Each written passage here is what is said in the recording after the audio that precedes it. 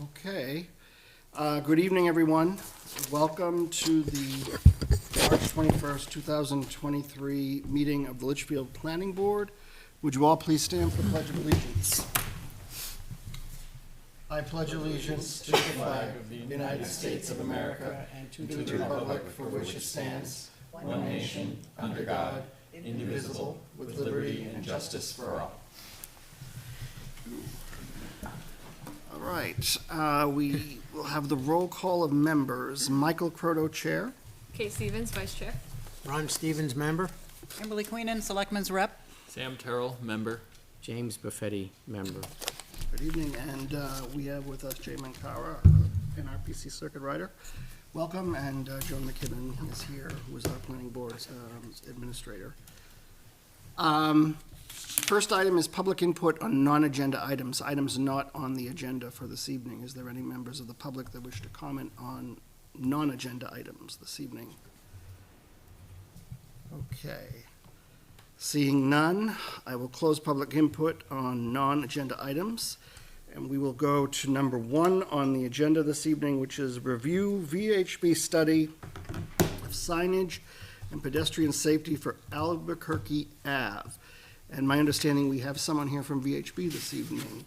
Yeah, Greg Back is from VHB. Would you please actually come forward to the table and introduce yourselves?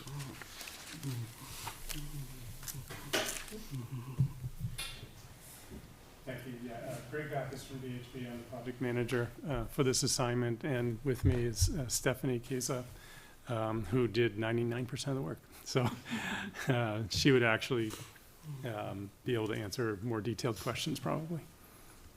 Okay. And of course, my hope was that we were going to bring it up on the screen and then maybe just kind of go down and hit, you had some, I thought, very interesting observations and findings in kind of each of the distinct areas. And so my hope was to kind of summarize those and then get to the very end where you have the nice imagery that we could kind of talk through. Well, we may have, and maybe we will get something, I don't know. See if Maybe we will. Yeah. I wish I was Tom Brady. You're right. Tom Brady. I would not be here. Well, someone's messed around with this. It should be just working. Oh, yeah, we've definitely messed around with it. We won't name names. Which Kim did it? Hey. Did I just hear what I thought I heard? I was being nice. Yeah.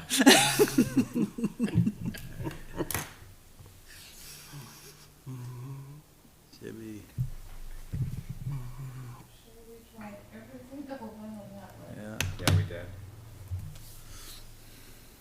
Okay, that's the one you're supposed to be on.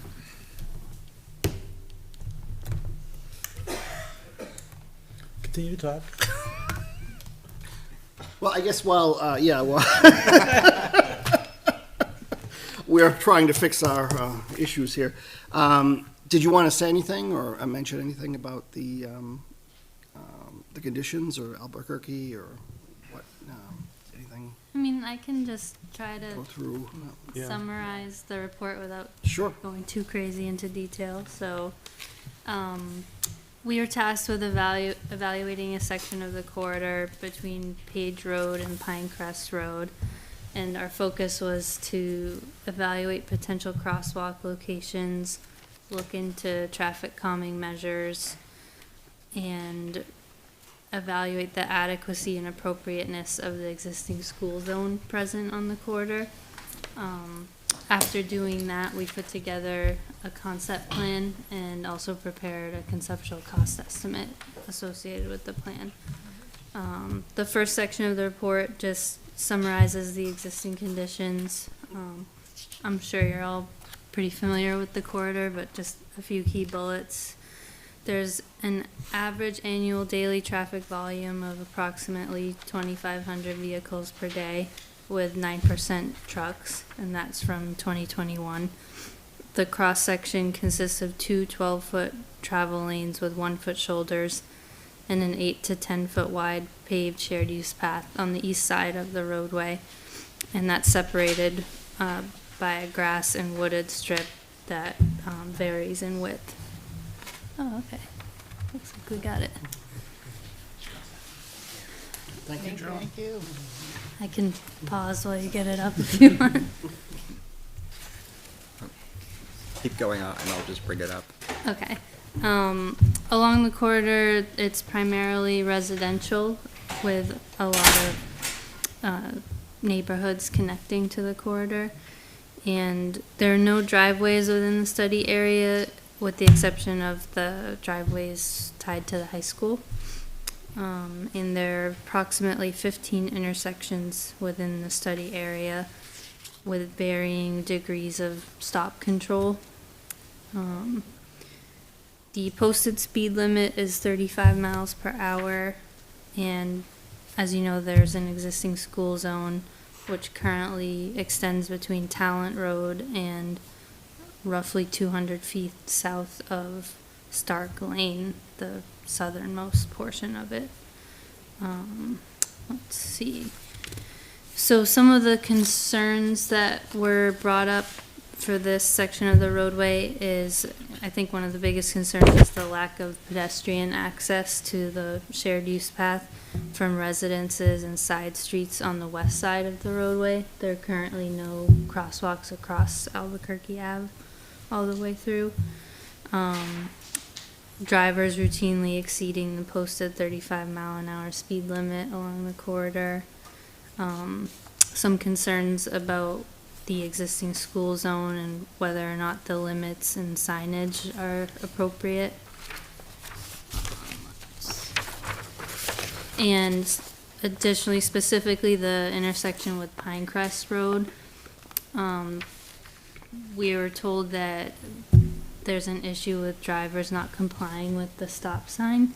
Not having any crash data or like any more specifics than that, we took a look at the intersection and made some assumptions about what might be going on out there. I think I get into that in the next section. This just summarizes the specifics about the signs that are out there. We don't have to go into too much detail about that. And let's see. So we think there may be some sightline obstructions from vegetation. And we also noted that some of the existing signage out there might be a bit out of date and not compliant with the MUTCD, which is the Manual on Uniform Traffic Control Devices. So is that because they're just older, or? Most likely. I think you find that a lot when intersections haven't been updated in a while. And by the way, I'm on page 2 on the screen, but I will move to wherever you want me to be. I'm now starting in section 2 analysis. So I think that's the next page. Yeah, next page. So in this section, we just talked about kind of everything that we looked at and the methodology we used to analyze. So for the crosswalks, we took a look at each intersection where side street came in and looked at opportunities and concerns at each of the intersections to try to decide which would be the optimal locations to propose crosswalks. We focused on side streets that contained large neighborhoods and or many houses, side streets that have existing street lights, tried to space them out and not propose one right after the other. And we also looked at sight lines and prioritized intersections that have clear sight lines. When looking at the traffic calming measures, we reviewed the physical characteristics of the roadway using Street View and other online tools. And we also reviewed known traffic information on the corridor in conjunction with some traffic calming recommendations that were mentioned in the town's transportation chapter of your master plan. So we listed all of the measures that were mentioned in the master plan and discussed their applicability for this corridor. The first mentioned were crosswalks, specifically painted or texturized decorative pavement crosswalks. In our view, marked crossings with signage will definitely help alert drivers to pedestrians crossing and may aid in slowing traffic. Reflective, high visibility crossings are more effective in this type of situation. Decorative crosswalks are not as visible. They're also more difficult and expensive to install and maintain. Raised crossings, they can be an effective tool for reducing traffic speed. However, along this corridor, we wouldn't necessarily recommend that because it's heavily used by buses and emergency vehicles. They can also be a concern for plows in this area. And lastly, can create noise-related issues that close to residential neighborhoods.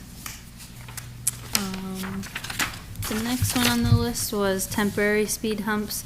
Those are also an effective tool in certain settings. They're typically used in residential or more low-speed roadways. So we also wouldn't necessarily recommend it as being appropriate for this roadway because of the high traffic volumes and higher speeds. Landscape medians, what those can do is help narrow the pavement width and channelize traffic, which can aid in reducing speeds. Unfortunately, on this corridor, because the existing roadway is 26 feet wide, as we mentioned today, there are two 12-foot travel lanes with 1-foot shoulders. Even if you're to shrink down those travel lanes, it's not quite wide enough to fit the minimum width landscape median you would need. You need at least 4 feet to have space for signage. So if you have 4 feet and then the required 1-foot offset from the median, minimum 10-foot lanes, and then 1-foot shoulder is a little too wide. So the required widening plus all of the curbing, excavation, materials to construct the median itself would likely be too cost prohibitive for the benefits it provides. And the last one we looked at were narrowing the travel lanes, basically reallocating space within the roadway to have narrower lanes and wider shoulders. And in the master plan, it did mention potentially considering bike markings in the shoulders as well. So for this corridor, we think that narrowing the lane, reallocating the space to narrow the lanes and widen the shoulders would make sense. It would be cost effective, and you wouldn't be reducing the overall paved width. However, again, due to the total width, you're only going to have 3-foot wide shoulders, so we wouldn't recommend marking them as bicycle lanes because you need a minimum of 4 feet to do that. Next on the list, we looked at the Pinecrest Road intersection. And so this section is where we get into what some of our assumptions were. We're assuming that the non-compliant leg of the intersection is the stop sign in the southerly direction on Albuquerque Ave. Just looking at the geometry and the conditions out there, we think that what's likely happening is drivers aren't stopping, but they're yielding. And this is probably because the stop line is placed fairly far back from the intersection to accommodate larger vehicles making turns. So we're thinking, we think cars come up and creep past the stop line so they can see around the corner. So clearing some vegetation in that corner would improve the sight lines and potentially encourage people not to do that. It's possible that there's a horizontal curve in the roadway just before that stop sign, and that could be providing some sight obstructions as well, so additional clearing on the inside of that curve could address the issue too. and adding an advance warning sign. Actually, that's what we said. A stop ahead sign, a few hundred feet in advance. For the school zone, so we reviewed guidance in the MUTCD. They have a chapter on traffic control for school areas. Based on the guidance in that chapter and the characteristics of this corridor, volumes and speeds and etc., we're recommending going with changing the school zone a little bit, because the guidance recommends that, what does it say? The sections of roadway immediately adjacent to school buildings extending 1 to 2 blocks in each direction be designated as school zones. So I think the current school zone is close to meeting that, but it couldn't hurt to be a little bit more conservative and extend it a bit. One thing we noted, the MUTCD did say if a school zone is established by state or local statute, the beginning point of the school zone shall be identified using specific signs, and you can also add supplemental signs. We couldn't find any public record of the town formally designating a school zone. I mean, it's obviously there is one out there, so it's possible it occurred and it's buried in some old meeting notes that weren't readily available. But that's not to say you can't use those signs if you haven't formally designated it. It's more if you have, then you should use those signs. And the town is using them already. So lastly, the last section, we just get into the specific recommendations, which I know we kind of touched on a few of them already, but regarding the crosswalk locations, we're proposing installing 6 new crossings along the corridor. And these were crosswalks that, as we mentioned, they kind of checked all those boxes of being tied to a bigger neighborhood, having clear sight lines. Most of them, if not all of them, have an existing light. And they're spaced out evenly along the corridor. So they are Pinecrest Road, Nessinkiag Drive, Stark Lane North, Sparrow Court, Talent Road, and Cardinal Lane South. And at all of these crossings, because the side street they're connecting to doesn't currently have, or none of them currently have any existing sidewalks, to meet ADA requirements, when you propose a curb ramp at a crosswalk location, you need to have a receiving curb ramp on the other side. So our concept proposes to install short segments of sidewalk to provide that receiving ramp and provide some minimal protection for pedestrians. Basically, we extended the walk approximately 1 car length beyond the intersection, so they'll be up protected, and then you ramp them back down, in theory, so they can go behind a car waiting there. So we either did 1 car length or to the nearest driveway, whichever made the most sense at each location. We recommended some specific details, high visibility pavement markings in a specific style for these crosswalks to maximize visibility. And we also recommended some specific signs, the little walking man with an arrow. Not to interrupt your flow, but Sure. could you explain what high visibility crosswalks are? Is that Sure. like white paint, or I don't know what, I'm not quite sure. What Yeah, that is. it's reflective white paint. It's kind of, it's shown in black there, but you've probably seen them before. They're reflective. They're the thick white lines that are going in the same direction that you're traveling, which makes them the most visible to you as you're moving. You can see them ahead of you.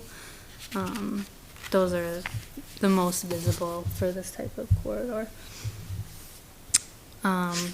So we did not recommend a crosswalk at every side street. However, that is an option the town could consider over time. You know, there's no reason not to do that at this point. For traffic calming measures, so we recommended the new crossing locations using the high visibility paint. As we mentioned before, we don't recommend the texturized decorative pavement for a corridor like this. It's not as visible and ends up being more costly down the road. One thing the town could consider in the future is thinking about rectangular rapid flashing beacons. They're called RFBs for short. We would recommend monitoring the level of motorist compliance at the crosswalks before considering those. I don't know if you're familiar with them. They're basically just flashing lights that alert you to pedestrians at different crossings. They're not a stoplight though. It's more of just a warning device. And they're pedestrian actuated. So Yes. Additionally, we recommended reallocating the space in the roadway like we discussed to include 2 10-foot travel lanes and 3-foot shoulders, but keeping the same pavement width, so it'd just be an exercise in restriping. You can do this by removing the existing edge line with, typically they do sandblasting or there are other methods, and then striping with new paint. For the Pinecrest Road intersection, we recommend reviewing any available crash data just to confirm our assumptions about the specifics of that intersection are correct. And if they are, our recommendations moving forward would be to do some clearing in that, I think it was northwest corner, to improve sight lines, add the advanced warning stop ahead sign a few hundred feet in advance of the intersection. Additionally, some minor changes to the existing signs themselves could improve compliance by alerting motorists to the stop condition sooner using larger signs. Additional measures, if those measures are implemented and there's still issues, some additional measures that could be considered in the future are adding retroreflective material on the signposts, mounting secondary stop signs on the left side of the approaches, adding LED lights to the stop sign faces, or even the installation of an overhead always stop intersection control beacon. One thing to note about those beacons, you have to basically do some due diligence to confirm you meet all the required conditions to install one. Those you can't just install on a whim, if that makes sense. You have to meet, I believe, traffic volumes, and I'm not sure if you know off the top of your head, Greg, if there are any other conditions, but I think just volumes. The school zone we talked about, we recommend extending it slightly to start just north of Woodhawk Way and ending just south of Talent Road. There are currently flashing assemblies with school signs that use fluorescent yellow coloring. They use yellow color. Sorry, they use regular yellow coloring, and we're suggesting replacing it with fluorescent yellow coloring, which is consistent with guidance in the MUTCD. And we're also recommending continuing to use the same flashing assemblies, just moving them to the new locations.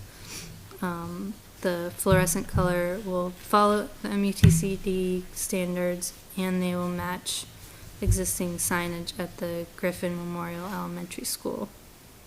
And these images kind of show the flashing assemblies and the fluorescent colors.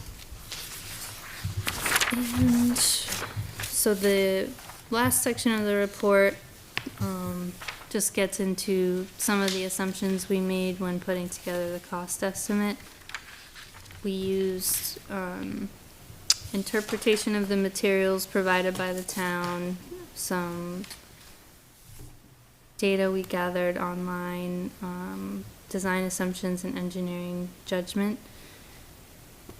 Let's see, we assumed a 5-foot wide bituminous sidewalk everywhere. We're proposing new walk.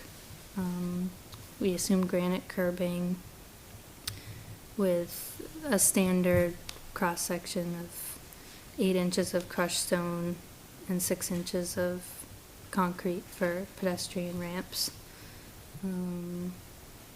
We did assume a few minor drainage modifications. Looking along the corridor, there are some areas where we noted there are existing catch basins collecting runoff that flows off the roadway today. So by putting a curb, we'd be trapping that water. And so we made some assumptions about that. Let's see, we accounted for all the new pavement markings that would need to be installed. And we also included construction phase costs such as traffic maintenance and flaggers. We assumed the project would be advanced as a municipal-led project administered and reviewed by the town, and we assumed it would not be an LPA, local public agency project, and would not require any New Hampshire DOT oversight. So in total, so I guess the key breakdowns of the costs would be the engineering costs we assume would be roughly $37,500. The right-of-way costs would be $9,500. Construction $341,000, and altogether a total of $388,000. And we have some concept plans. They're fairly rudimentary, prepared over aerial imagery that just is a visual representation of what we're proposing, all the crossings with small segments of walk and new striping and signage with occasional drainage updates as well.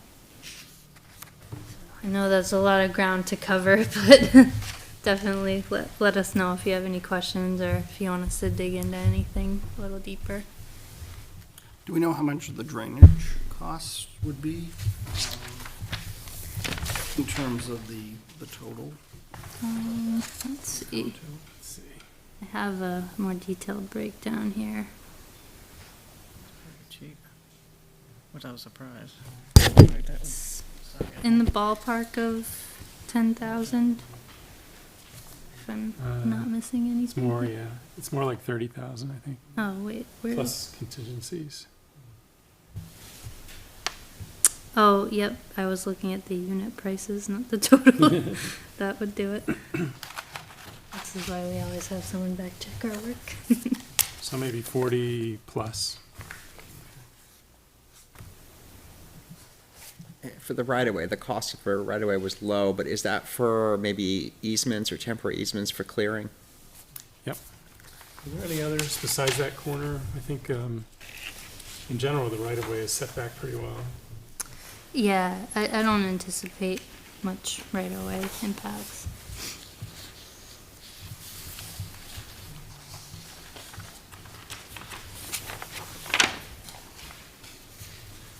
Is the existing intersection of Pinecrest ADA accessible right now? I don't think it is, and The, a lot of dirt. What's A that? lot of dirt there, but I don't know if it is actually ADA accessible. Well, where the path crossing is, it does not appear that it is. It's not up to today's standards. Maybe when it was built it was, but I don't believe there are the detectable warning surfaces at the corners. Yeah, Which are I don't typically remember required. seeing them. Otherwise, it's probably pretty close. Yeah, it could probably be upgraded to become ADA compliant just by installing those panels and Oh, yeah. confirming the grade. Should it be compliant now? Are we in trouble? We should probably bring it into compliance. Yes. Yeah. Okay. Is it one of those things where if we were to make an improvement to part of the intersection, then we would have to clean up the entire intersection. Typically, that's a good rule of thumb. Okay. Yeah, you touch it, you own it. Yep. Right, so it's not even just the new sidewalk or crosswalks that we'd be adding, we'd be restriping existing ones that are, 'cause not all of them are the, is it continental Right. style? Yep. Not all of them are that style, so if we Yep. open up an intersection that is not that style, then we have to grind that down and repaint that too? Not necessarily. See, the Continental on Albuquerque is more important because of the speeds and it's more through traffic. Leaving the side streets as the standard striped is probably okay. Okay, so that's think- not a requirement, that, No. that part is No. just optional, okay. Yep. The history, I don't know when Albuquerque was actually built. It was here before I got here, but I know it was a road of its day and had grants because it was supposed to take traffic off of 3A. Maybe research is needed just to see if it was a certain width for some reason for grants. I don't know. I don't know the history. The northern part does have those ADA compliant panels. Oh, yeah, I'm not worried about that, but I just think just the funding we received for the road itself might have had, it's supposed to be so much width. I don't know. The lane width Oh. wouldn't have been driven by the grants. Sure, all right, Right. we need Yeah. to look. And it was mostly not grant funded. It wasn't. Most of it wasn't. It was the town paid? Developers paid. And then the town paid for a piece and, We'll look at that. you know, Okay, I just want to make sure if we're looking at, 12-foot we're not wide changing the lanes are, cement, but are, we're changing Right, the just the paint of striping. the stripes, okay. Yeah. I mean, you could probably correct me if I'm wrong, but 12-foot wide lanes are really unusual in a road like this. Yeah. Because what are the standard highway lanes? 11? 12 feet. 12 feet. For highway, yeah, so they're actually, it's fairly common for towns to just go and put 12-foot lanes. It's overkill. And, the benefit here to come back later and make it 10 is hopefully there will be some traffic calming benefit by doing that. Is it required to remove the previous line? Yeah, you wouldn't want two stripes Don't next to want each to, right. other. I think that would be bad. It's a tough thing because your pavement is actually in really good shape. And to remove the striping, you're gonna leave a scar, and, that's unfortunate. It won't be as visible as the new stripe right next to it. Sometimes during certain conditions, like if it's wet and you have reflection, sometimes that scar can show up as a stripe. But in general, the sandblasting that you mentioned can be effective. And we also mentioned in the report to do it in the spring because the striping tends to wear off during the winter, and before they come back and restripe it, it's a lot better to be sandblasting just a little bit of paint off, so. Or you wait until you pave again, which probably will be a while because I think the road's in really good shape. So, That was my question I just wrote down for the road agent. See Right. what his plan is. Yep. That's what a lot of towns do, is they rethink their roadways when they do paving. Okay. Did you observe, I think Kate and I, we went down and observed this during peak hours of school. We saw them trying to weave in and out of the traffic. Were you able to do that, or were we out of season at that point? Did school already close? No, we weren't able to go in person to do any observations. Our traffic volumes are available online, I Right. believe, yeah. Curious though, at the Hillcrest intersection, we talk a little bit in the report about improving the visibility of the signs and improving, reinforcing the signs. But it's really, we don't know, is it that they didn't see it, or did they just ignore it? Are you talking about the drivers? Yeah. That's, So if it's just ignoring it, then the new signs I don't know. aren't gonna have a huge effect. Facebook postings doesn't even look like they're slowing down, but I don't know. I don't have the answer to that on Hillcrest, Right. but down You there, mean not Pinecrest? Pinecrest, I but down there meant Talent. Pinecrest, I'm sorry, yeah. Oh, okay, Yeah. Pinecrest, Yeah, I think at both of the intersections, right, we don't right. really know that for sure. Right. But you're solving a problem of getting people onto the side of the pathway. Because we didn't really think of, we knew that was an issue, but you're also trying to solve the school issue. And hopefully we can talk to the school about this, obviously, but. And I don't know if it's true, but, I mean, we had kind of testimony from people here that maybe part of it is just that there's nothing along that stretch, and so you just kind of zone out. Yep, definitely. And it's in good condition, and it's fairly straight, and it's actually fun to drive, you know, so there is a tendency to just keep going, yeah. Yeah. So what's the bare minimum of, like, on the west side of Albuquerque where we would have to add in that curb? What's the bare minimum amount of pavement we need to add, or concrete, I guess, for sidewalk? Yeah, I mean, I think technically, you would only need to add the landing. Okay. You know, the pedestrian ramp space for the pedestrian to get off the road. But I think practically, we looked at it, that it would really make sense to wrap them around the corner a little bit to get them away from Albuquerque itself. And that's what we've drawn. I appreciate that, you know, that's the ideal, Mhm. and then I look at the price tag. Right. Yeah. And then I think of the snow clearing and all of that, so Yep. I just wanted to know what the options were, Yeah. yeah. A lot of that price is due to that. Okay, The amount of curbing and then introducing drainage because of the curbing, and yeah, okay. so.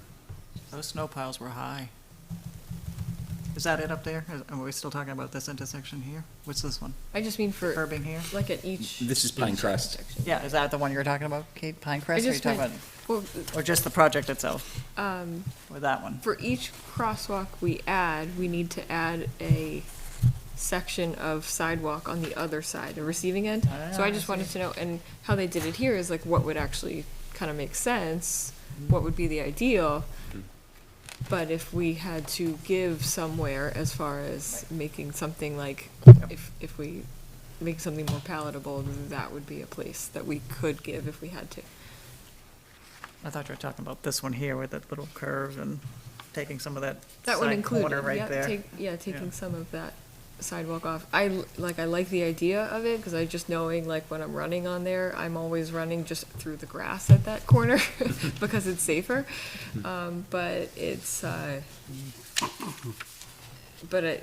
far as if it's, we'd have to see what I guess the price difference is as far as, you know, the maintenance and adding that in there, and because I do think the crosswalks are important enough that we need to keep working towards this, but we just can't always ask, you know, we can't always pay for everything at once. I had one more question about the school zone. Is the school zone establishment, is that an ordinance? Like, how would that traditionally be done? Is that an ordinance change? Is that Yeah, a, it must be, yeah. so that would be on the ballot? Something that the planning board would put forward for town warrant? I guess I don't know. Okay. I guess the question is, is it the school board that would And the determine? board, I think the board of selectmen? Or is it I the think it's the town? Board, I think it's the Board of Selectmen. Yeah. It's the Board of Yeah. Selectmen? Do you have a traffic committee in town? This is the closest thing to it, probably. Yeah, we're in. Right? You can investigate When was it, that. 2010, Okay. 2000? We can look at this. When the When the school school was was built? built. Yeah. Okay. And then with drainage, I thought I saw in here too, would also be at these intersections too, right? We'd have to Right. at least look at that, so that's, yeah. Mhm. So it's the sidewalk and the drainage, yeah.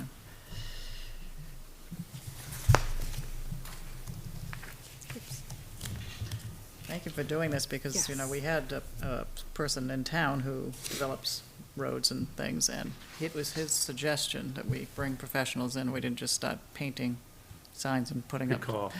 Yeah, I would like to thank that person, I'm sure they may be watching, so it was good to do that. So you said that to add LED lights, you need to be sort of in compliance with, the number of traffic volumes or something? That was the overhead. Yeah, the LEDs, I don't think there's any prerequisites, that's sort of the town's judgment, but the overhead beacon the overhead requires piece. some, Right. The overhead beacon Specification. versus the LED flashers on the side. So, I guess I'm just curious, what would be the rationale for the difference, I guess? Or is it just, on one requiring Yeah. justification. Yeah. I'm not sure, to Just be curious. honest. Yeah, I'm sure the people who write the Sure there's a MUTCD have reason. some good At reasons. least so you don't put them everywhere. Yeah, just You not only to want to have put them where you meet a certain, Okay. Yeah, I'm sure there's some sort of warrant that you've got to Yeah. meet, and Yeah. we could find out what that is, but. Yeah. I mean, the nice thing about adding some additional signage and maybe making some of the signage more visible, clearing around the Pinecrest intersection, those are all, even if they don't prove to be the most effective, those are really inexpensive interventions. yes. And then if it looks like they don't work, then you can kind of investigate going to that higher level, I would think. Especially if town forces can do something like that, right? You don't need to hire a contractor to install a sign, probably. So, I know driving some towns, you see stop signs now have the lights yeah. around them that, so when you come to it, it's almost like it's Mhm. light up. That was mentioned in the report too, as one of the options, yeah. And what about, what I've seen too in some municipalities is, I think we talked about this before, but, those speed indicators, sometimes you see them Mhm. attached to a pole or something, and so if you drive by, it shows you speed as you're going. I don't know if that's, Yeah, we didn't, Yeah, we didn't talk about that, we but didn't. They can be effective, yeah. I Yeah. think, I've seen them, I How to just, do it. I don't know. I think what I've heard is that compliance at first is very good, and then for the people that drive the road every day, they kind of don't see it anymore. But it is a reminder. The ones with blue flashing lights with a car under them, those are really effective. Absolutely. Okay. Jay, anything to add, or, No, I think this is really, that's very good. yeah, it really is, it's a great report, and I think it gives the town a lot of things to look at and to think about, and I appreciate that it's costed, because it allows some thought to maybe there's some interventions we do now, and some we wait, and maybe we wait for striping to look at the road configuration, but there's other things that can be done in the meantime, so Yeah. it's really digestible, and putting a crosswalk in one intersection doesn't require you to do them all, so that's also, seems like you can. Right, I mean, some projects you can't take bites easily, this one you really can. It was almost like a menu of things you could do.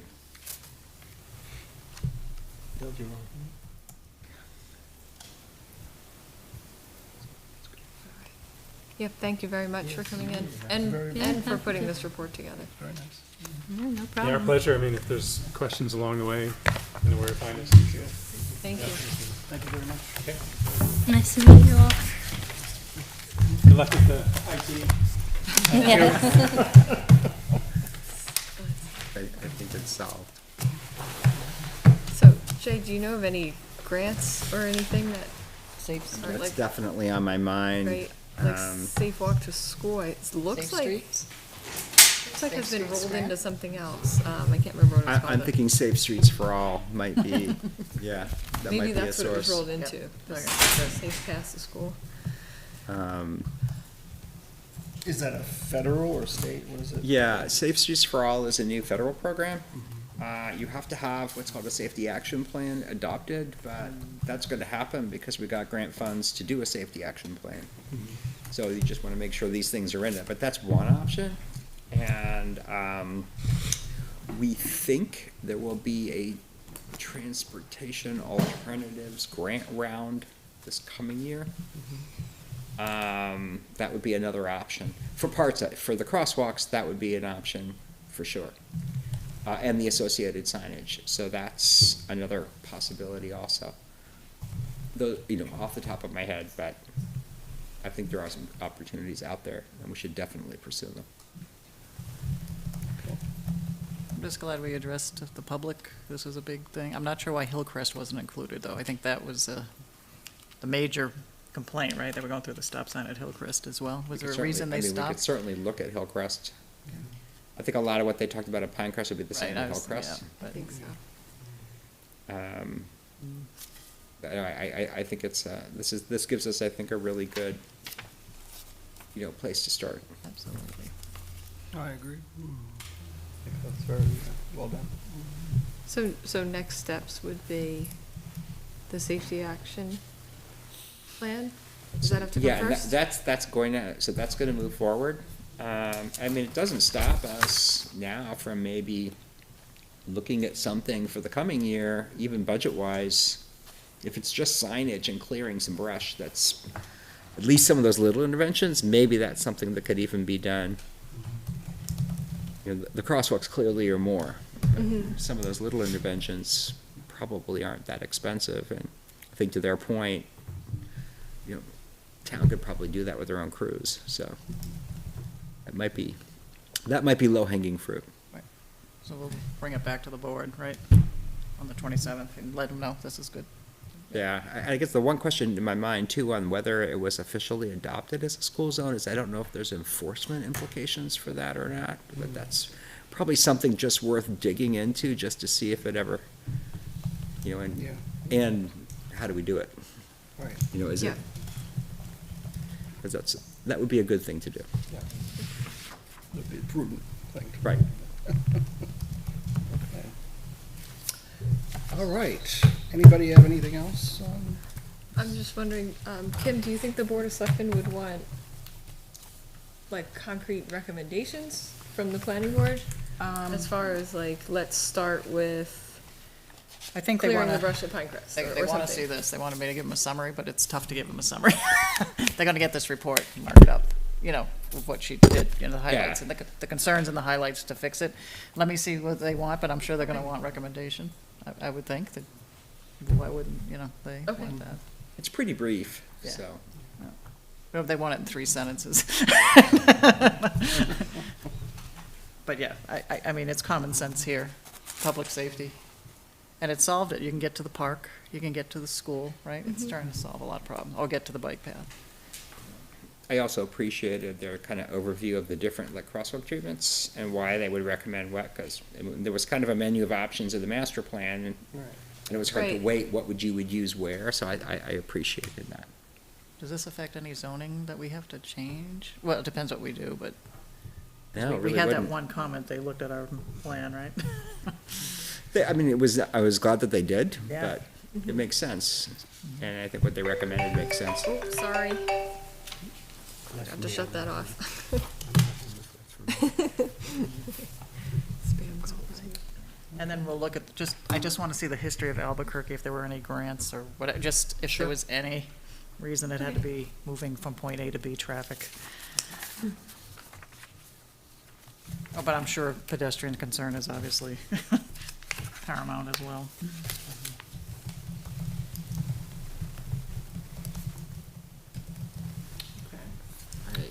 I lost everything. There we go. Oop, there it went again. Here it is. Okay. We're going to move on to number 2 on the agenda, initial review of impact fee study. And I'll turn it over to Jay. Right, I think that's up here, right? No, the impact fees aren't on there. Oh, okay, so I've got to get to your email. Got to get to my email to Kate, right? Yeah, Yes, that's where you got the same thing from, so So I'm trying to figure out how on to the get. Gmail button on the bottom. Yeah, I just clicked on that, and this is what it got me. Oh, no, the M.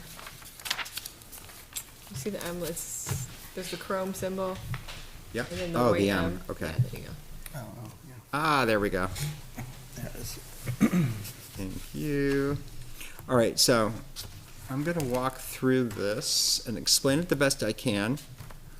I say that only because I actually didn't do the math, so don't ask me hard math questions. But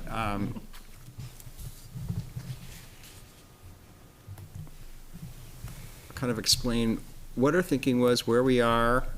This is preliminary, so we could reach some different conclusions. So just a couple of things just as a starting point, because I think that they're can tend to be confusion around what impact fees are.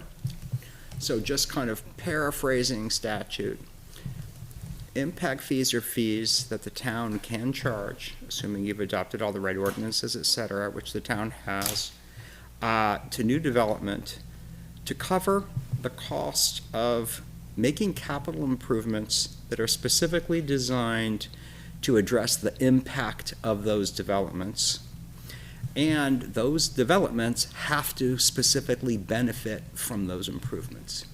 So that's really key. The improvements have to be identified improvements, such as we need to expand our school.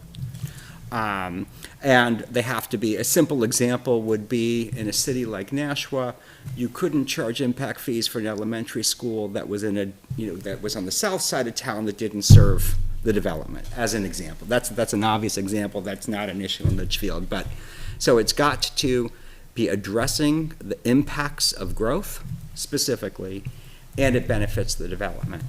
So under those circumstances, you can charge impact fees. You can't charge them for maintenance. You can't charge them for replacing or improving existing facilities if it's not tied to the impact of growth.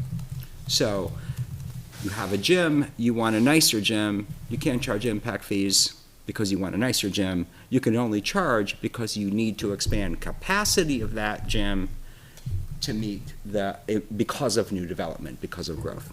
So that's kind of the grounding. Importantly, you also have to account for every impact fee you charge from every developer, from every payee you take it from. Because if you fail to appropriate the funds or make the improvements within 6 years, you have to refund the money. So this is just all of kind of a way of coming back to saying, you just can't charge fees. You've got to be deliberate and specific about what you're doing. So with that said, what we tried to do was focus on where can we find improvements that are, actually proposed somewhere, and where there is a way of measuring some portion of those improvements that's attributable to growth. So I'm going to kind of start to walk through that, starting with the first one. So what you see here is at the top in gray is a draft impact fee schedule. Below it is your current schedule. Now, I'm just going to note that, and I'll explain why. For some of these, we use per dwelling unit for residential rather than per square foot. So we converted on the chart below, you're all per square foot currently. So we just converted it so that we'd be comparing apples to apples, so you can see the differences. You currently cap the per square foot charge at 2,500 square feet. So just kind of moving on through it, starting with the school. The school is obviously, we have a specific proposal. It's pretty well detailed with a concept. It's in the CIP, so it's showing up in an approved document. And even better, town just authorized purchasing the land, so that's clearly a step toward it.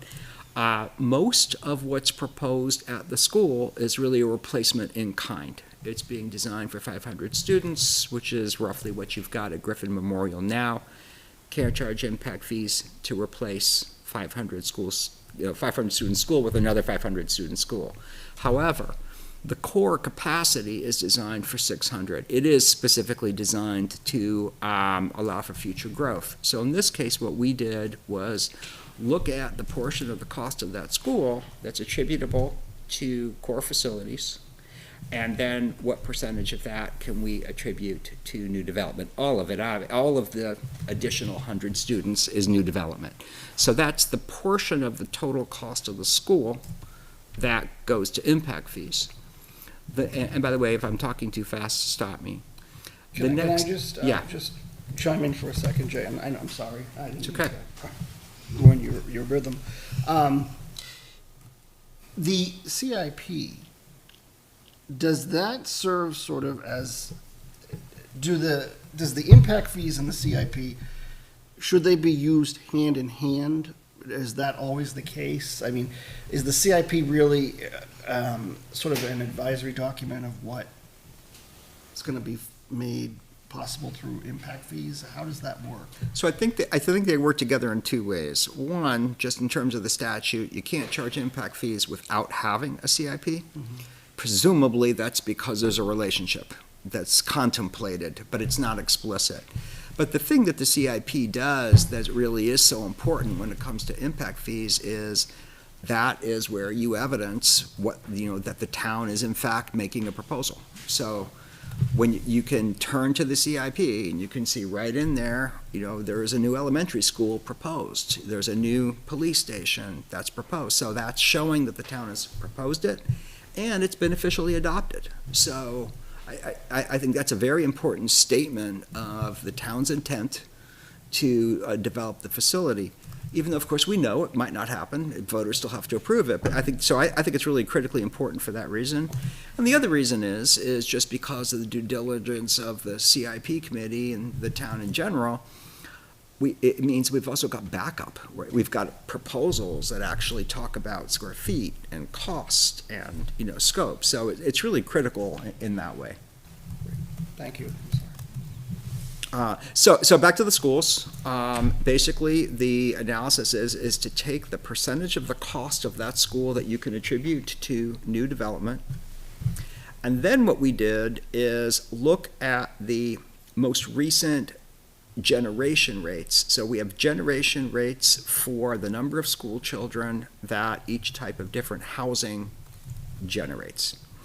So we take that and basically say, you kind of do the math. How many kids are you going to generate? Or looking at it backwards, how many homes would it take for you to fill up 100 kids, additional elementary school kids at that school? So that's kind of the math behind how you get to the fee that's actually charged. And when we get to that point, we'll show the work, so you can see the math. What we found, though, is that there is really no way that when we look at school generation rates for school kids, they're based on housing type. That we have no rational way of getting that to square feet. So that's why we're simply proposing it by housing type. So a single-family home is a single-family home. It'll have one impact fee regardless of how many square feet. And for the most part, that really bears out to be true in a town like Litchfield. You don't really tend to see differences between, say, a 3-bedroom and a 4-bedroom. It's more cost. It's more what people can afford. In a town like Litchfield, I think that's going to be fair to say. And then, like in the prior study, what we found was really all the other housing types, for the most part, come very close. So there's, just as we're doing currently, there are, we're charging the fees showing here for school and for all other housing types. So if you look at the chart below, you can kind of do a quick comparison. If you're looking down to the blue, roughly now we're charging about $4,300 for a single-family home. And again, we're converting from square feet, and that would go up to about $4,600. So that's about a $300 increase. It actually goes down slightly for all other housing types by about $40 per dwelling unit. Single-family homes are pretty clearly mainly what you've got, but that's really because of the change in generation rates. What we found is we know enrollments are dropping, and the number of kids per home is dropping. It's dropping faster outside a single-family home. So multifamily, for example, the levels have really gotten quite low. Is this the 55 and older communities? Do they still pay this 4,300 or 4,600?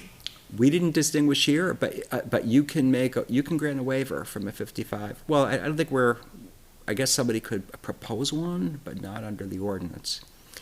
Right now, it would apply to them unless the board chose to waive it. And you do have the power of waiving, an impact fee if you wish.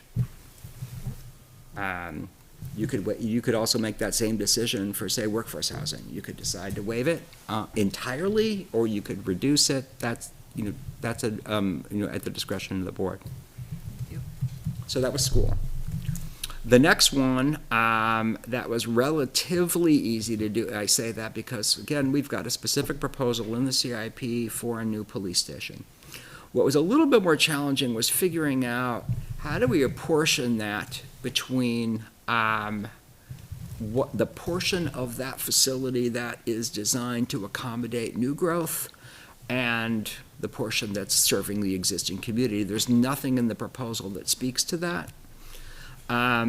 So we had to go about that in a bit more of a roundabout way. And so the way we did that is we assume some portion of that facility is designed to accommodate the existing population. In the master plan, we actually have a standard for square footage of police station per person. And essentially, we looked out for the duration of the proposed bond and said, what's the population projection? And then we apportioned that between existing population and projected population at the end of the bond. And instead of a generation rate, we used the multiplier that's in the master plan of how many square feet of police station you need per person. So that's kind of how we got to the number. Because needless to say, it's reasonable to assume that we are building a police station today to accommodate the future needs of the town. I can't imagine the police department would propose building a new police station only to come back and say, oh, it's too small. So we built in an assumption that a portion of that is to accommodate future growth. Well, it's interesting because, the whole emphasis for the police department was on the space of the building and their needs in terms of, the building itself and, what they need for storage, whether it be storage of evidence or, having a place for, the officers to work in and stuff like that. So those space needs or storage needs were really primary focus, I think, of where we were going with this. But this is kind of interesting to look at that and then look at expanding, what's the, the growth of the town and how is that going to impact the police? Right. That's kind of interesting. It's just, And you are right in that when you looked at the justification, it was all about the inadequacy of the existing space Right. and their need to improve it. They didn't really talk about future growth. But we still kind of come back to, it's reasonable to assume that some percentage of that facility is to accommodate future growth, because we're certainly not going to plan and build something today that's going to be inadequate to meet, say, our projected population in 2030. Or 2035. So that's actually how we looked at it. but I guess looking at it in a way, well, obviously if you're going to be building a new school and you're going to have, more development of people coming into town and having access to that, Right. those facilities may somehow connect to how services are provided. I don't know. The school made it easy because we have a report that says they're building the core capacity to accommodate another 100 students. So that was really clear. And the police department didn't have that element. So that's why we had to make assumptions, based on projected population and just say the differential between the projected population, I think we used 2035, and today is the percentage that growth, that anticipated growth, is the percentage that we're going to say of this police station is attributable to new growth. I don't think that's unreasonable, but that's what we had to do. It does kind of mean, going forward, it would really be helpful when projects are proposed if there's some conversation around, are you planning for today? Or are you planning for 10 years from now or 20 years from now? That would be easier. But nevertheless, that's the assumption that we made. What you're going to see here is a really pretty dramatic increase in price, in cost per single-family home. You're also going to see a really significant reduction in two categories of commercial and industrial. So right now, we apportion obviously not for school, but for police, that is charged for both residential and non-residential, and then we have a different rate for the different types of residential. And it appears that the theory was that it was based on police calls. So we looked back through town reports and just couldn't really find a very solid basis that would say that, for example, a commercial office space is generating significantly more police calls than single-family homes or anything else. And that's especially true because when it comes to some of these categories, there isn't a lot of it in Litchfield. We don't have much in the way of commercial office space in Litchfield. So maybe at one point there was an office somewhere or a couple of them that generated a lot of calls, but that's probably a blip. So we just didn't find a good basis for saying how we were going to apportion that in that same way. So because we didn't have a good basis in terms of basing it on police calls, what we simply did is we used assess evaluation. So we looked at what percentage of the town is residential versus commercial, and then we looked at the different categories of commercial and what percentage is assessed to each, and use that as a basis. So what you see, the result of that is some of these categories dropped a lot, some of them didn't. So for industrial transportation, warehouse, other institutional uses, that's a $4 drop. That's not that consequential. It was much more of a drop for office, and it was less of a drop, but a bit of a drop for retail. And again, that office one just really struck us as an anomaly. We did a survey on building out the town, like how many more homes we could actually build in town. I don't remember the number, but it's in one of our master plan tables. Mm-hmm. We just make sure that this, because it's tripling the cost, are we actually hitting the number of homes? I don't know what you're saying. It's based on It's a big increase. square footage, but yeah, I'm just saying if we only can, I'm making up a number, but say we only can build 1,000 more homes. I just want to make sure this isn't going over in the police department category. I just want to see what that I would number say build-out was. that if we built another 1,000 homes, this would come very close to covering the cost of that new But I police don't remember station. what our actual build-out number was, but it's in one of our master plan tables, so we'll take a look at. Yeah, we talked about the future growth, and this isn't necessarily going to be built out. You would continue to charge this impact fee for as long as we're paying off the bond on a new police station. Realistically, so it'd be that period of time. This is a significant increase, there's no question about it. It is a big, big jump, and it is a big jump for a couple of reasons. One, we have a new police facility that's proposed, and that's got a number on it, and so that's what we're looking at, and we didn't have that before. Right. So that's why but there's also a shift to residential from non-residential that you're seeing in this as well. So, yeah, I mean, there's no question, it's a big jump. Only because you're calculating on number of people, so I don't know how many per home. I'm just trying to think how many homes we expect, and if it's 4 people at home, I don't know. I was just trying to make sure this isn't exceeding it. I mean, If it's equal to or less, then the good, is all I'm saying. It'll be equal to or less, for sure. It's not gonna hit your total cost of a new of a new police station at all. It's not gonna probably hit more than probably 20%, if that. It's all gonna depend on your rate of growth. And again, something to think about, but you're right, it's a big jump. Next is fire. Fire was also pretty easy pretty easy in the same way, in that there is a new fire station, and the town is currently, paying on that bond, and so we have a real cost.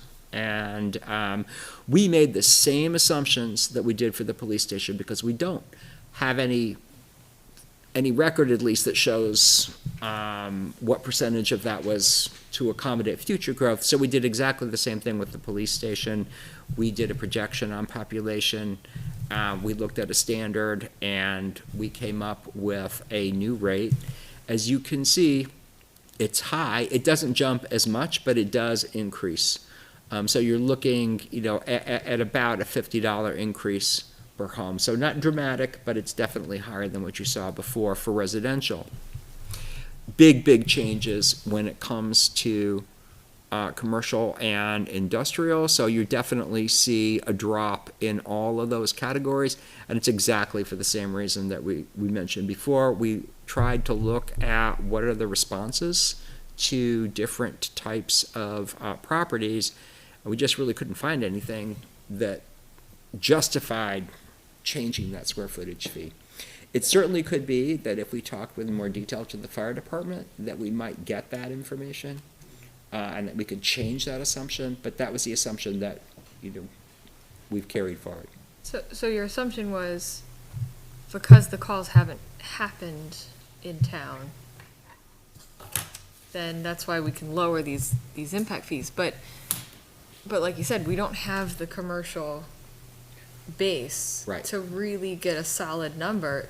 Is there a reason why we can't look at like just a larger city, like Hudson or a larger town that has more of that commercial base to really get an understanding of what percentage of their calls are commercial versus We certainly could try residential? that. Because We didn't, but we could. it doesn't make sense to me to have less or the same impact for like an office space as a restaurant to fire, because a restaurant, you're cooking every day, you have Yep. deep fryers and everything, like way more fire hazards than an office building would have. Right. Versus like that might just have a microwave and a coffee maker. So And we don't have, right now, we don't have a specific restaurant rate. We have one large category that's all retail restaurant. It's true, and if we could, and if we could get any information that indicated that those uses in fact do trigger more calls, then we could. Realistically, in both police and fire, most of what you're servicing is residential, in both Yep. cases. it does make sense. I just don't want to base it on the fact that our town hasn't gotten a lot of calls, because we only have a handful of places that may have generated Right, those calls. and we can certainly try to do that. We can try to look around to some other towns and see what their breakdown might be. Thank you. So those are all relatively easy. Of course, we could change assumptions. Assumptions would change assumptions wouldn't change the total dollar amount so much as it would change how we distribute it between different commercial uses or between residential Okay. and commercial. The next three are really challenging, and I would just say at this point, we're really not recommending any change. Doesn't mean we can't change, but we're simply not aware of any improvements that are proposed to accommodate new growth. So when it comes to town office, at least at this point, there doesn't appear to be any proposal to build new town offices, to expand town offices. I can't say that that's not on anybody's mind. We just don't have, unlike the three that we just discussed, which have specific proposals, there is no proposal. We have nothing to base a new fee on. So for that reason, we left that the same as it is now. Same thing with the library. The library, there is no proposed new library. I know it's been discussed. It hasn't been moved forward. If we move forward a proposal for a new library, and I know this is something CIP has talked about, we just haven't received a cost or a proposal or square footage. If we were to do that and that were to be adopted, then we could have something we could, base a new proposed fee. So we've proposed leaving that the same. Same thing with recreation. Right now, what we have in the CIP is really hard to attribute to new growth. Again, if for example, we were to propose building a larger talent hall, and part of it was to build a second basketball court or something like that, we could look at that. I'm not sure the pickleball courts are new growth. maybe just a different way of using. I'm open to any argument. It's very popular, I hear, but. Popular, It's a but so, growing- Yeah, money, growing right? sport. so at this point, we didn't propose changing that fee either. So pretty significant changes to the first three. We didn't propose any changes to those. And ultimately, the same thing for the road impact fee. Right now, there are no improvements proposed to roads in town that the town is gonna pay for. So we know we've got the Corning Road intersection, but at this point, the state's proposing to pay 100% of that cost, so we're not gonna charge for that. So we also did not propose any change at this point for the road impact fee. So that's kind of where we are. I'll definitely do some digging around in some other towns and see what they're doing. End of the day, if we were to adopt this just as it now stands, without any other changes, for a typical single-family home, you'd be looking at almost exactly an increase of $1,000 per home. And a bit less than that, about $600 per dwelling unit for a non. It's gonna take you close, when you bring in roads, which I think are typically around $1,200 to $1,700, you're getting close to $10,000 per home in impact fee totals, which is a lot. That's where we are. Is pedestrian travel included in road impact fees? No, it could be, but it's not. Right now, it's not.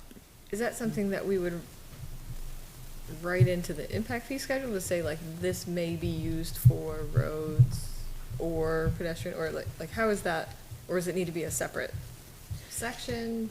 I mean, if it were just my thinking, is I would probably not propose that as an impact fee.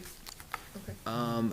But a regulatory change that requires that you either put in sidewalks or you pay an in lieu of, because that way you would get away from if we don't build that sidewalk to serve your street in 6 years, we give it back.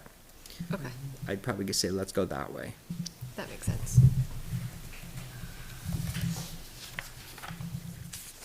Does anybody have any questions for Jay? That's a lot to I think have an about. embarrassing I know one. this is Digest. an exciting topic, I know you're all. I know. Embarrassing question, because I should know the answer, but I don't. Well, I think this is really, I mean, I think it's very good that we're doing this.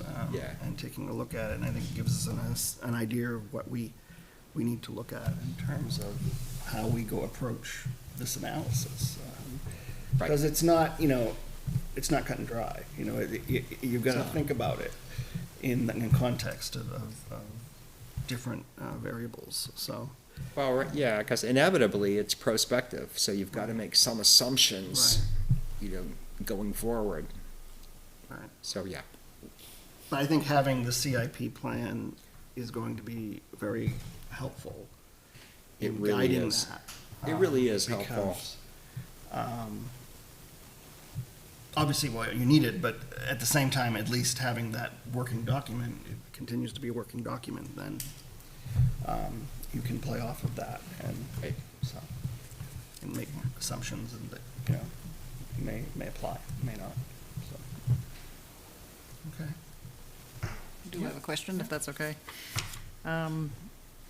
Is this the final deliverable to the town, or are you gonna make up, like with the other, what was it, Mr. Mayberry? Who, was that his name? Bruce Mayberry? Yeah. Yeah. He had like a write-up on definitions, like procedures, assumptions. There's a write-up that goes with it, Is, are we absolutely. gonna get that, just because Yeah. we're gonna be pointing at that a lot, right? Oh, yeah, no So, question. There's a just write-up not that the spreadsheet. explains the methodology. Okay, But, what I wanted to just do is make sure to get this in front of you now, talk over the assumptions, and if there's things we want to shift or change, we can certainly do that. And then when we're happy, then there'll be the final report that kind of explains the whole thing. So Jay, if I understand this correctly, and hopefully I don't understand this correctly, each one of us as a homeowner is going to be paying another $1,000? No. Okay. This only is for new development. So typically, when a new house is built, New one, you okay. assess it at Okay. They pay it when they get their CO. That's my question. So this does not affect, Misunderstand that. oh, yeah, that's important. This That was does my not question. affect That's what I existing thought. homes at all. Okay. Only new construction. It also won't affect, if you do adopt a new fee schedule, it won't affect anything that's also already approved. Because when we, the fee is assessed at the time of approval, so. How do ADUs factor into this? Whether they're detached or is that not typical? You know, I mean, that really is, a good question. We didn't think of ADUs. Because they're considered part of a single-family home, we didn't contemplate a additional fee for an ADU. Maybe we should. I don't know anybody who's done that, but Okay. that's a thought. That's what if it's not typical or then, It's an interesting I just- thought. No, but especially now yeah. that if we can have detached, I could see it being similar to all other housing types, basically, as an Right. impact. That is an interesting thought. But will you know it when they're new? It's a brand-new home, right? Yeah, I mean, I guess what just is kind of churning through my mind is nobody I'm aware of has done any generation rates for ADUs. Do you assume that there's no school-age kids, as an example? That might not be unreasonable. They're pretty small. That's worth giving some thought to. Where do those generation rates come from? They come from different sources. The last one we had, I'm gonna have to check what the source was. I know it was used in the housing needs assessment, so it was statewide, but Okay. I'll have to check. Did you say that? Do you have somewhere where I can just look through the math, just so I can Yeah, better absolutely. understand what Yeah, the I can methodology? share the draft. Okay, thank you. That would be great. And then as far as actually updating the schedule, once we have the report and everything, how is that done? Is that just something the planning board approves? It's a vote of the planning board. Okay. You'd hold a public hearing. Doesn't go to the selectmen for I approval? think it's. Or do think we it's- recommend- I could double check it, but I'm pretty sure it's the planning board. I don't know, they want us, the selectmen want to see this, Oh, of course they Oh, do. yeah. but I don't know if, know if they would just, It's been approved by Go. the selectmen. yeah, I think it's gonna be the selectmen, I don't Okay. know, I would think. Either way works for me. It's taxes, right? Well, I can tell It's a by the expression fee. on your face that it probably should. I would think I would think the select board would want to see We'll it. double check and see what you. I mean, Absolutely. you want the selectmen involved regardless. Absolutely. so. Right. Yep. I'd like input from every department that's on that list before approving anything anyway. That's a good idea too. Recreation might have something to say. Sure. Yeah. I keep hearing about Talent Hall Yeah. and potential expansion. Right. And that is in the CIP.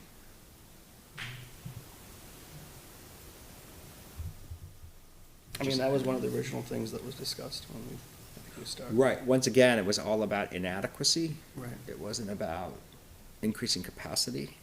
So that was a challenge for us with that one.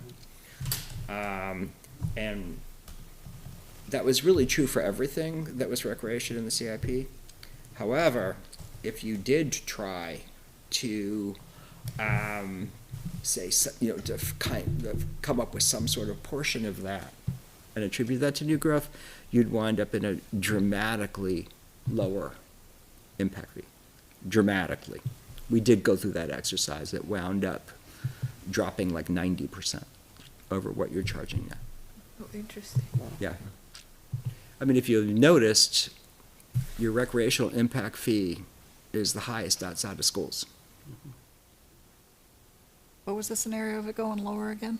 Why would that go down? If all you did was go with what's in the CIP Right. and then try to apportion some portion of that to new growth, you'd wind up dropping the impact fee for 'Cause it recreational wasn't new. facilities by Yeah. about It's 90%. mostly improvements, okay. Exactly. You're resurfacing a parking lot, the improvements are not, dollar-wise, they're not dramatic. You're using ARPA for, a chunk of those. So, end of the day, it's not a huge dollar amount. And you left the number the same, why? just based on the current population? We simply just didn't propose a change because there was nothing that justified a change, so we left it, we just suggest leaving it as. So in any case where there was nothing out there that we could say it should change because of this improvement, we just left it the same. Thank you. Okay, I see what you mean. In general, how often are these updated? Okay. Really, there's no magic rule. Really, we should review them every year. Doesn't mean we have to change them every year, but we should review them every year. And I think now that the town has really been on this CIP cycle pretty regularly now, it's just, it can really dovetail nicely into that. And it gives an opportunity because we could see new projects that are proposed this coming year. We could see changes to projects that have already been proposed. And so I think it's a good idea. Yeah, I think they should work hand in hand, so Yeah. having the CIP and then looking at impact fees and kind of, okay, following that path. We have great Yeah. department heads feeding that. We have good department heads feeding those numbers, too. We do, and we may have, department heads who are thinking about future improvements that maybe didn't come forward, last year, previously. So it would be a great opportunity to bring something like that forward. Okay. Great. So, this is what we have so far. More to come. More to come. Great, thank you. So we'll get a draft report out of everybody so you can see the math. Just, keep it, I should have plastered it across this draft. I should have put that watermark. It's a draft. And as is clear, there's more than one way you can look at these things, right? There are different assumptions you can make, so it's just important to know that. But it's good to be documented, because people are gonna ask. Of And we course. wont know, we'll be 5 years from now. Yeah. Oh, yeah, absolutely. Definitions and what applies, what doesn't, yeah. Yep. All right. Well, thank you, Jay.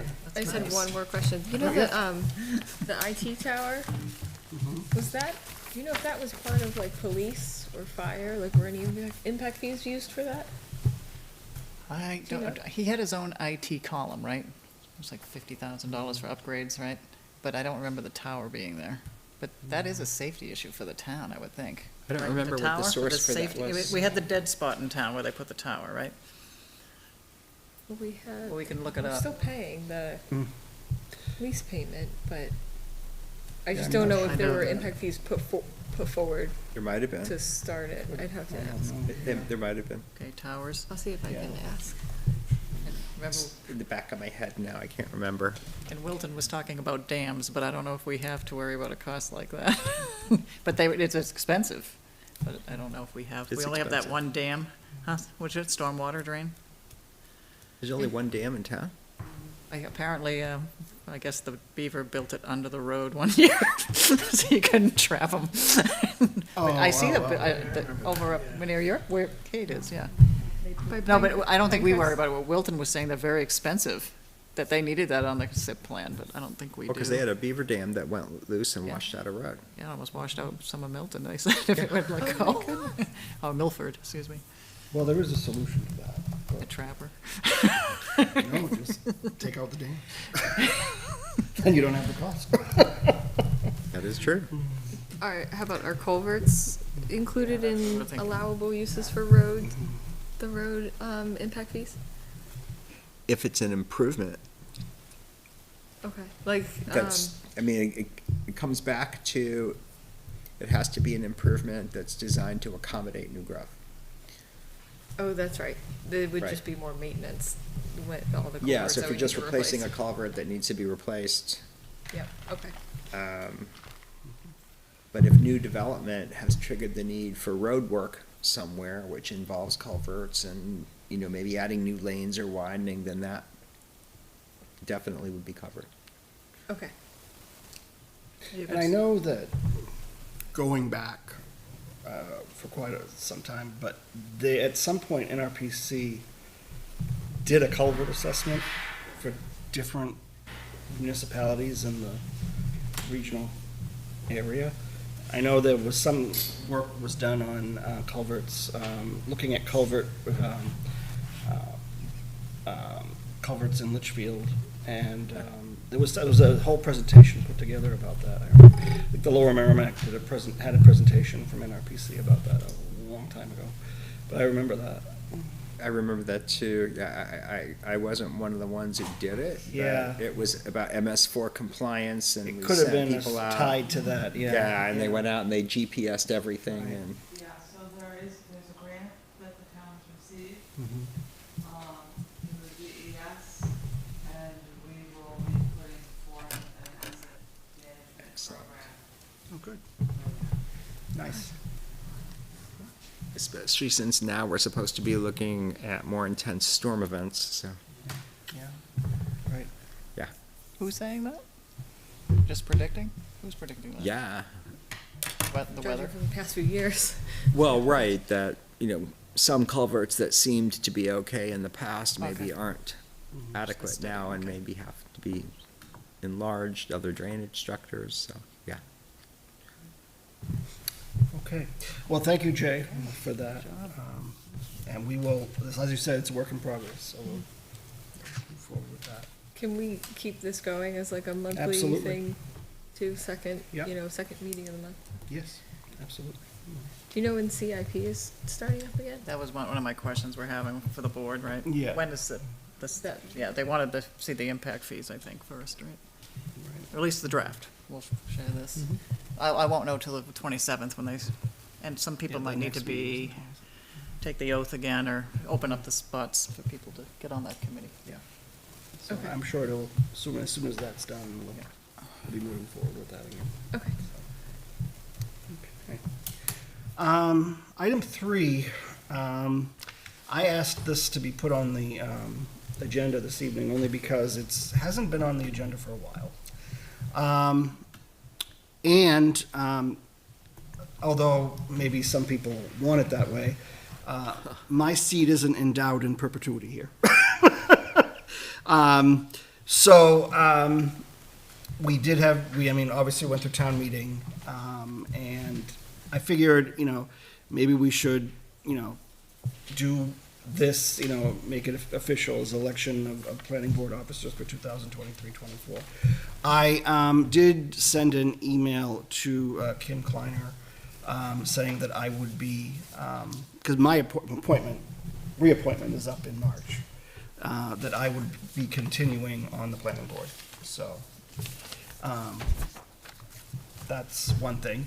And I didn't know what the will of the board was in terms of how you want to do election of officers. I'm certainly happy to stay on as chair. And, it's what the board, I think we need to leave it to the board, and if the board decides that they want to change, that's fine. I've been doing this for a while now, so. But like I said, I'm certainly happy to stay on if that is the will of the board. And if you want to elect a new vice chair, that's fine too, or you want to keep Kate, that's fine too. If you want to become a chair, you're welcome to. So I leave it to you guys, whatever you want to do. So I figured, I just think that it hasn't been on the agenda for a while, and I think I needed to bring that back. That mine is sort of, it's not an indisposable office, so it is disposable. If the board feels that they want a change, they can certainly do that. If they want to keep things the same, they can certainly do that. So I think you're doing an excellent job as chair, and if you need a motion to nominate you to continue as chair, I would make that motion. Second. okay. Third. You have a third? A motion, I have a second, I have a third. And a fourth and a fifth. The fourth and the fifth. Any discussion? And I would add to that a motion that Kate Stevens stays on as the vice chair. I Okay. appreciate that. Second. Second, yeah. Okay, so I have a motion, and a second for, Mike Proto to be chair and Kate Stevens to be the vice chair. Okay. All right, do I have, any discussion? Do we need a clerk still? Do we have that role still? There is, well, Yes, we did have that, and actually, I think it was Ron. I know, I thought it was you. Stevens. I thought you were the clerk of the works. I think you were. Remember, I get dementia now, at that age. Well, I make a motion. Further amend my motion. All right, we have a further amendment of the motion to include Ron as clerk of works. Okay. Clerk of the works. Don't worry, you don't have to do anything. You don't have to do anything. Actually, technically, and I was thinking of that, he actually, if he were the clerk, what you would do is, you would basically be the one, because I've watched other boards and, that have clerks, and actually, it's the clerk that actually does goes through the agenda items, and pretty much, does the roll call, does the public input thing, does the items of agenda and all that stuff. So that's really what the clerk of the work does. But if you want me to keep doing that, okay, if I'm correct, I got it. Yeah, all right. Okay. I'll take the title, that's it.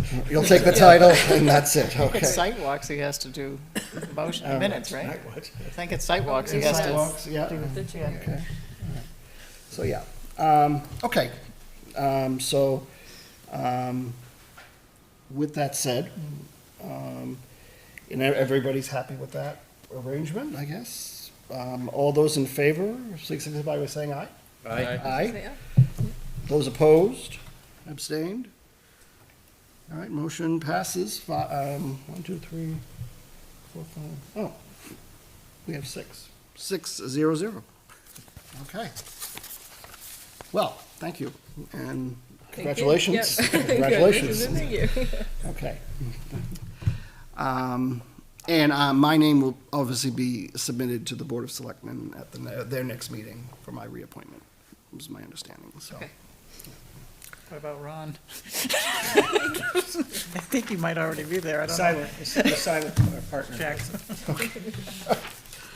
Approval of the March 7th, 2023 minutes. Does anybody have an opportunity to take a look at those? Have any questions, concerns? I thought they looked pretty good. The only thing was, there was one part where it said something about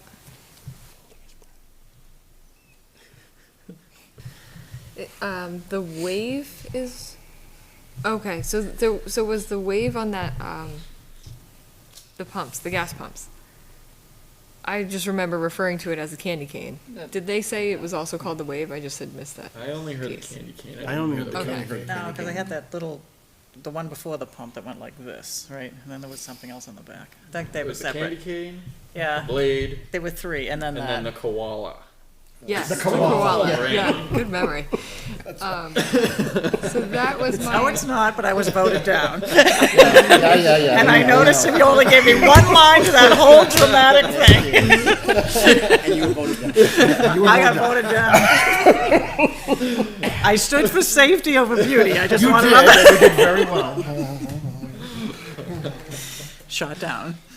that was the only thing that I didn't know if that was something that I had missed, but, so I wanted to confirm with you all. So just anywhere where it says the wave should be changed to the candy cane. Well, no, No, the technical candy cane name got is a voted candy down. cane. Well, no, but in the minutes, it's referred to as the candy cane. Right, that- it says is that the the only- wave, and then parentheses, the candy cane. Yeah, that should be. Oh, okay, so that should be all right? Okay. And then notice of decision, I put directional, and in quotes, candy cane. I don't know what it's called either. Okay, as long as that's kosher, it's good for me. Okay.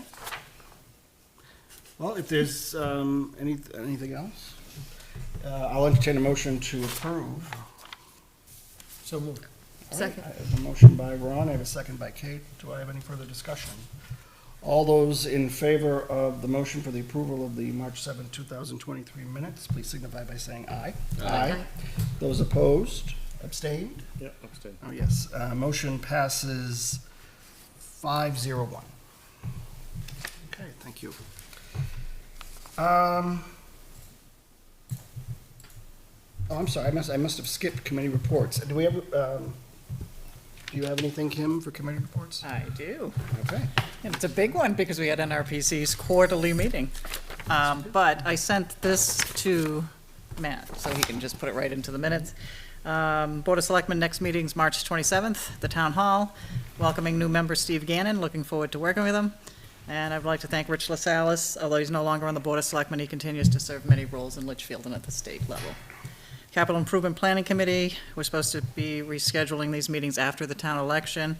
We'll bring the topic to the Board of Selectmen March 27th, just to say when they're gonna go. And we have to work with John Brunel on getting the room, all that. NRPC, please correct me if I'm wrong. You're getting the Reader's Digest version. But Jay, please jump in. Let's see. We did receive approval to put NRPC meetings on our town calendar. Oh, good. So I'll work with John on that. I'll just verify that again with the Board of Selectmen on the 27th. Some of the voters had asked if we could do a little bullet list of what NRPC's done for the town. So I will check with the Board of Selectmen again if it's under Planning Board or its own group, but I'll at least ask about that. The next NRPC quarterly meeting is Wednesday, June 21st, 7 p.m. at 30 Temple Street in Nashua. At the last meeting was March 15th, voting week. It was a busy week. We did 6 things. I'll go quickly. We reviewed and approved the fiscal year 25 to 28 10-year plan for projects on the region, right, for the transportation. We reviewed and approved the 25 to 28 congestion mitigation and air quality program project list as well. The Capital Corridor project was told by the state that was a commuter rail, engineering cost, environment, MBTA talks was $600 to $780 million. That at the moment the financial plan is done, but the rest of the engineering is not done, it's now halted, right? So that would have been a project that would have taken the MBTA commuter service from Lowell, Mass. To Nashua to Manchester. So that seems to be, by the state at least at this point, halted. At this point. Regional housing needs assessments being done by NRPC is required every 5 years, and you should have a draft out in April and presented at the June 21st Q3 meeting. And the last item is the annual forum for NRPC later this year. We're going to focus on economic development post-COVID, and you're going to have speakers that are at the state level, regional, and local level. I did see something on the town calendar called Planning Board Pre-Construction Meeting for the 24th. I don't know what that is. I'm just seeing those starting to show up. Is that just working with a client or something? Right. Okay. And that's Thursday, the 24th, from 9 to 10:30. That's all I have. Nothing much to report. I did attend the Natural Regional Planning Commission meeting last week. Actually, I think all of us from Litchfield were in attendance at that. The Conservation Commission will be meeting at the beginning of April.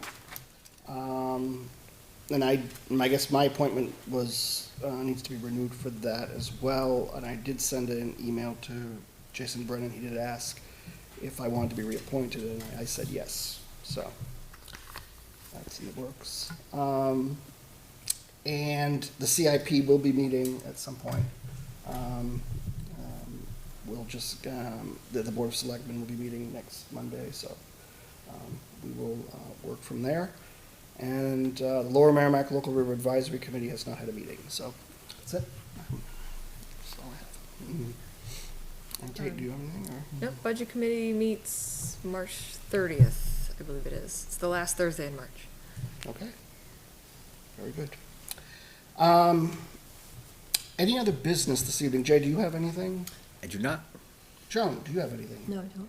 Okay.